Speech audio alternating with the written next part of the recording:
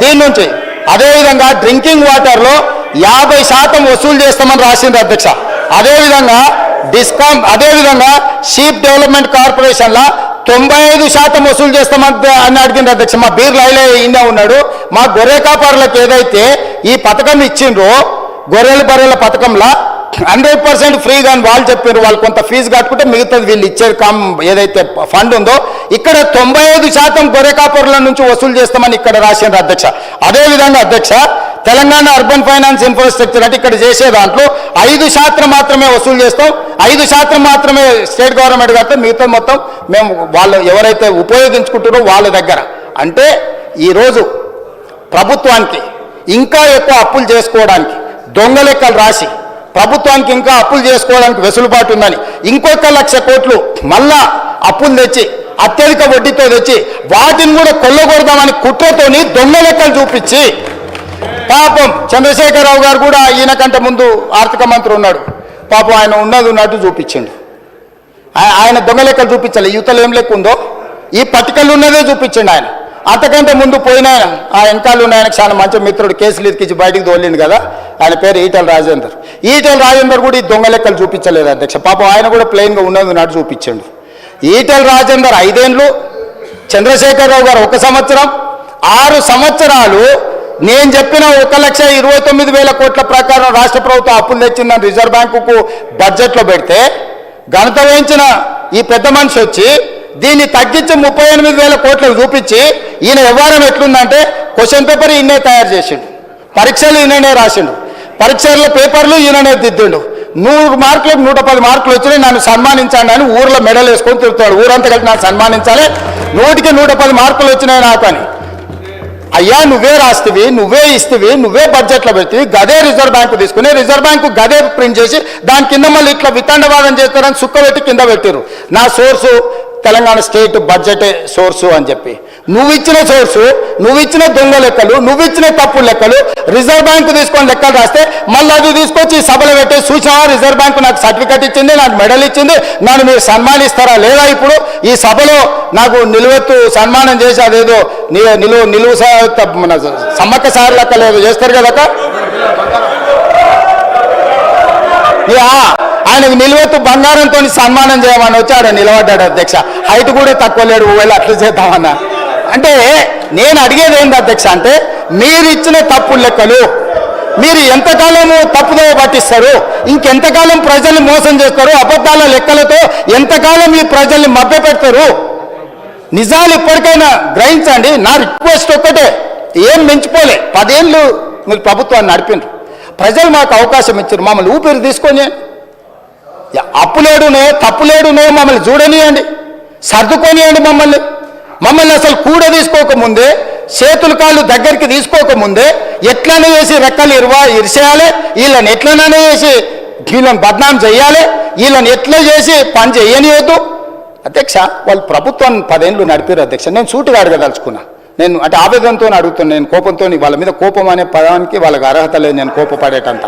అధ్యక్ష కొడంగల్ మీ అమ్మమ్మ గారు రావునా అధ్యక్ష? మీ అమ్మమ్మ ఊరు కొడంగలే కదా. ఆ ప్రాంతం ఎంత వెనుకబడ్డది అధ్యక్ష మీకు తెలియదా? మీరు చూసింది కళ్ళతో చూసుకుంటూ పెరిగింది కదా. దేవుడు నాకు ఒక అవకాశం ఇచ్చి నా ప్రాంతం కాకపోయినా, నేను పుట్టకపోయినా, నేను అక్కడ పెరగకపోయినా 2009లో 14 రోజుల్లో నన్ను ఆశీర్వదించి 7,000 ఓట్లతో నన్ను ఎమ్మెల్యే గెలిపించారు అధ్యక్ష. 5 సంవత్సరాల తర్వాత అదే ప్రజలు మళ్ళీ నన్ను 14,000 ఓట్లతో గెలిపించారు అధ్యక్ష. అక్కడి ప్రజలకు నా జీవితాంతం ఏమి చేసినా కూడా, నేను వాళ్ళకి ఎంత సేవ చేసినా కూడా తక్కువనే అవుతుంది. అట్లాంటిది ఈరోజు అక్కడి నుంచి నేను ఎమ్మెల్యే గెలిచి ముఖ్యమంత్రి అయిన స్వతంత్రం వచ్చినప్పటి నుంచి ఆ కొడంగల్ శాసనసభ నియోజకవర్గాన్ని ఒక్కసారి అచ్యుతారెడ్డి గారు మనం పుట్టినప్పుడు 65, 66 టైంలో కొద్ది పీరియడ్కి ఏదో మంత్రి చేసింది. స్వతంత్రం వచ్చినప్పటి నుంచి ఈ రోజు వరకు అక్కడ మంత్రి పదవి కానీ ఇంకో పదవి కానీ ఏది రాలే. ఒక పరిస్థితి ఎట్లుందంటే మనం కర్ణాటకలో తెలంగాణ అని తెలియని పరిస్థితి. సగం ప్రజలు కన్నడ మాట్లాడుకుంటారు, సగం తెలుగు మాట్లాడుకుంటారు. ఎందుకంటే అంతకుముందు భాషా ప్రయుక్త రాష్ట్రాల విభజన కాకుండా ఇది అటువైపు ఉండే కాబట్టి సగం ప్రజలు కర్ణాటక తెలంగాణ అనుకునే పరిస్థితి. ఇప్పుడు లేక ఆ ప్రజల అదృష్టమో, నాకు దేవుడిచ్చిన అవకాశమో ఇవాళ నేను అక్కడ ఎమ్మెల్యేనైనా ముఖ్యమంత్రినైనా అధ్యక్ష. నేను అక్కడ వేలాది మంది నిరుద్యోగ యువతులు ఉన్నారు, ఎక్కువ చదువుకున్న వాళ్ళు లేరు.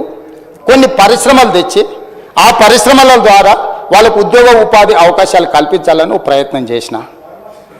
10 ఏళ్ళు ప్రభుత్వాన్ని నడిపిన వాళ్ళు ఫార్మాసిటా ఇండస్ట్రియల్ పార్కా పక్కకొద్దాం, ఎయిర్పోర్ట్కు కూతవేటు దూరంలో అత్యంత విలువైన భూములు 5 కోట్లు 10 కోట్లకు ఎకరం ఉండే భూములు 15,000 ఎకరాలు వీళ్ళు సేకరించి ఫార్మా పెడతామని, ఫార్మా సిటీ పెడతామన్న వీళ్ళు కాదు అధ్యక్ష. హైదరాబాదు నగరం పక్కన ఎయిర్పోర్ట్కి కూతవేటు దూరంలో అత్యంత విలువైన భూములలో వీళ్ళు ఫార్మా కంపెనీలకు కోట్ల రూపాయల భూములను లావాదేవీలు చేసుకొని అగ్గొక్క ఇచ్చి ఇక్కడ వీళ్ళు ఫార్మా పెట్టొచ్చంట.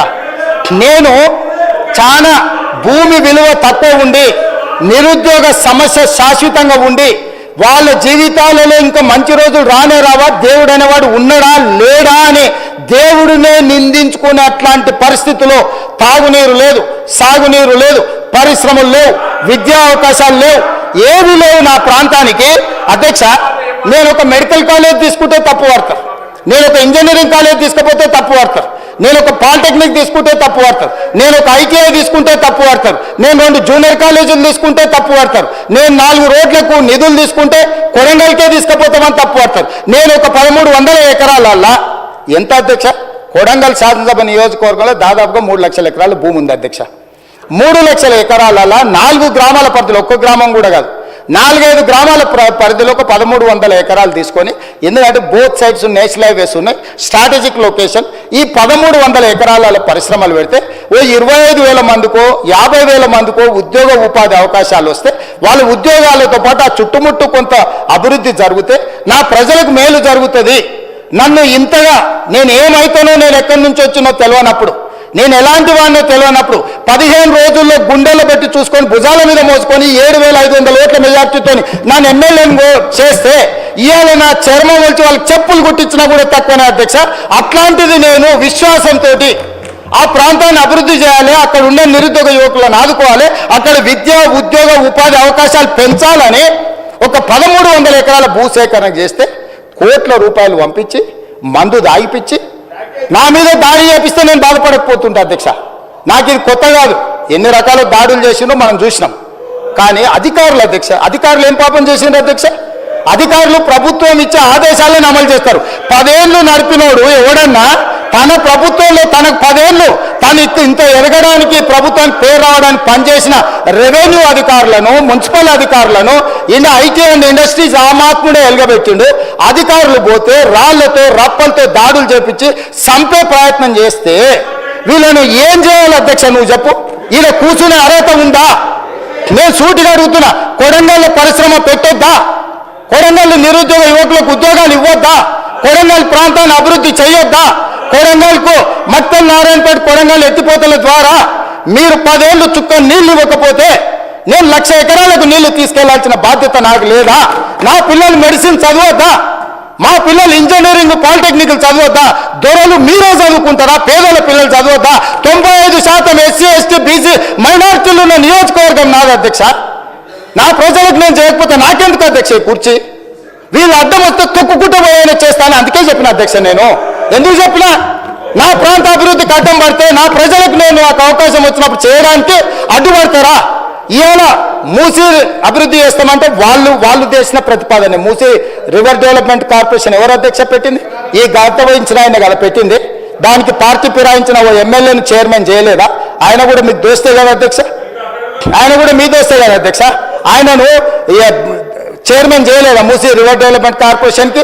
ఇవాళ మూసీ వేస్తా అంటే వద్దన్నాడు, మెట్రో పొడిగిస్తామంటే వద్దన్నాడు, ఫ్యూచర్ సిటీ కడతామంటే వద్దన్నాడు, రీజనల్ రింగ్ రోడ్ వేస్తామంటే వద్దన్నాడు, రేడియల్ రోడ్ చేస్తే వద్దన్నాడు, రైతు రుణమాఫీ చేస్తామంటే వద్దన్నాడు, పిల్లల ఫీజు రియంబర్స్మెంట్ చేస్తామంటే వద్దంటున్నాడు, ఏంది పిల్లలకు కాస్మెటిక్ ఛార్జెస్ పెంచితే వద్దంటున్నాడు, కొడంగల్ పరిశ్రమలు వేస్తా అంటే వద్దంటున్నాడు. ఇక అన్ని వద్దన్నాక అధ్యక్ష ఈ తెలంగాణ రాష్ట్రాన్ని అభివృద్ధి పదం వైపు నడిపించాలంటాడు. ఎట్లా సాధ్యం అధ్యక్ష? ఎట్లా సాధ్యం మీరు చెప్పండి అధ్యక్ష? పరిశ్రమలు పెట్టొద్దంటివి, భూసేకరణ చేయొద్దంటివి, రోడ్లు వేయొద్దంటివి, రైళ్లు తీసుకురావద్దంటివి, రీజనల్ రింగ్ రోడ్డు కట్టొద్దంటివి, రేడియల్ రోడ్ చేయొద్దంటివి, సాగునీటి ప్రాజెక్టులు కట్టొద్దంటివి, దొంగలకు సద్దులు మొయ్యబడుతుంది. దొంగలకు సద్దులు మోసే ఉద్దేశము ఇవాళ మీరు ఇట్లా తయారైతే తెలంగాణ రాష్ట్రం ఎట్లా అభివృద్ధి పదం వైపు నడుస్తుంది అధ్యక్ష? మీరు చెప్పండి. ఏం చేయాలి అధ్యక్ష? నేను ఇన్ని రకాలుగా తెలంగాణను అడ్డుకునేటోళ్ళని ఏం చేయాలనో సభలుండే సభ్యులేగా తెలంగాణ సమాజం కూడా నాకు సూచన చేయాలి. అధ్యక్ష, నేను నల్లమల్ల అడవుల నుంచి వచ్చిన అధ్యక్ష, క్రూర మృగాల మధ్యలో పెరుక్కుంటూ వచ్చిన, తొక్కుకుంటూ వచ్చిన అధ్యక్ష. ఇక్కడికి ఉత్తగా రాలే, ఇక్కడ ఉన్నోని తొక్కితే అక్కడ వేయలేదు, అట్లా తొక్కి ఇక్కడికి వచ్చిన అధ్యక్ష. ఉత్తగా రాలే, అయ్య పేరు మీదనో మామ పేరు మీదనో ఎవరి పేరు మీదనో చెప్పుకొని ఇక్కడికి రాలే అధ్యక్ష. స్వశక్తి మీద కష్టపడి వాళ్ళకు ఒకటే సభ చూసారు అధ్యక్ష. జిల్లా పరిషత్ చూసిన, శాసన మండలి చూసిన, శాసనసభ చూసిన, లోక్సభ చూసిన, ఇవాళ ముఖ్యమంత్రికి వచ్చిన అధ్యక్ష. ఏం వాళ్ళకంటే వాళ్ళు అమెరికాలో లేకపోతే ఆంధ్రాలో విజ్ఞానంలో గుంటూరులో చదువుకున్న సాగు తెలివితేటలు ఉండొచ్చు. నాకు సామాన్యుడు తెలివితేటలు అధ్యక్ష. రైతు బిడ్డను అధ్యక్ష. నేను అడవుల్లో నుంచి వచ్చిన అధ్యక్ష. పులులు ఉంటాయి అధ్యక్ష నేను ఉన్న దగ్గర. పులుల నుంచి, సింహాల నుంచి, మృగాల నుంచి ఎట్లా బయటపడాలో నాకు తెలుసు అధ్యక్ష. అల్లా తప్పగా రాలే, ఆషామాషిగా మాట్లాడితే. ఎందుకంటే ఈ హోదా, ఈ బాధ్యత ప్రజల కోసం ఇచ్చిందని, నా వ్యక్తిగతమైన కోపతాపాలతో ఈ బాధ్యత నెరవేర్చొద్దని చాలా ఓపికగా, చాలా మర్యాదగా, గౌరవంగా ఈరోజు ఉన్న అధ్యక్ష. నేను ఒక్కటే అడుగుతున్నా అధ్యక్ష ప్రతిపక్షాన్ని, రీజనల్ రింగ్ రోడ్డు వేసుకుందామా వద్దా? రేడియల్ రోడ్స్ వేసుకుందామా వద్దా? మన ఫ్యూచర్ సిటీని కట్టుకుందామా వద్దా? మూసీని నిర్మించుకుందామా వద్దా? మెట్రో రైలును పొడిగించుకుందామా వద్దా? హైదరాబాద్లో ఫ్లైఓవర్లు కట్టుకుందామా వద్దా? హైదరాబాద్లో టన్నెల్స్ కట్టుకుందామా వద్దా? అక్బరుద్దీన్ ఓవైసీ గారిని నేను రిక్వెస్ట్ చేస్తే, హైదరాబాద్ అభివృద్ధి కోసం is very much concern about Hyderabad development. ఈ not today. Yes, time and again he has demanded to Rajshekhar Reddy, to Chandrababu Naidu, Rosai, to Kiran Kumar Reddy, including Chandrasekhar Rao. But the then government, they never reacted on old city development. I have told clearly, this is not old city, this is original city. I have to develop original city. That is what my commitment, that is what I am doing. So, ఒక సభ్యులు వారితోని వారు అక్కడ London నుండి యాదృచ్ఛికంగా నేను request చేసి తీసుకెళ్ళి, మనం ప్రపంచ దేశంలో జరిగిన అభివృద్ధిని చూసి మన రాష్ట్రాన్ని, మన నగరాన్ని మనం ఎట్లా అభివృద్ధి చేసుకుందాం ప్రయత్నం చేస్తామని సహకారం అడిగిన అధ్యక్ష. మన టీంను పంపించిన సౌత్ కొరియాకి చూసి రాపోండి అని. వాళ్ళ ఎమ్మెల్యేలను ఆబ్సెంట్ చేయించిండు ఒత్తిడి చేసి. నేను ఆల్ పార్టీ కమిటీ పంపించిన అధ్యక్ష. నేను నా ఎమ్మెల్యేలను పంపించాలి, అధికారులను పంపించిన.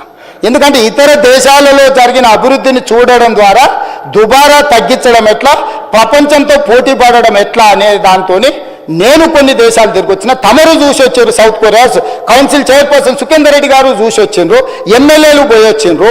వాళ్ళ ఎమ్మెల్యేలు పోతామంటే ఆఖరి నిమిషంలో వాళ్ళని పోవద్దని ఒత్తిడి చేసి వాళ్ళని పోనీయలేదు అధ్యక్ష. నేను ఒకటే అడుగుతున్నా అధ్యక్ష, ఏం బుద్ధి ఇది అధ్యక్ష? ఏం బుద్ధి ఇది? ఇది మంచిదా తెలంగాణ రాష్ట్రానికి? ఇందుకోసమైనా తెలంగాణ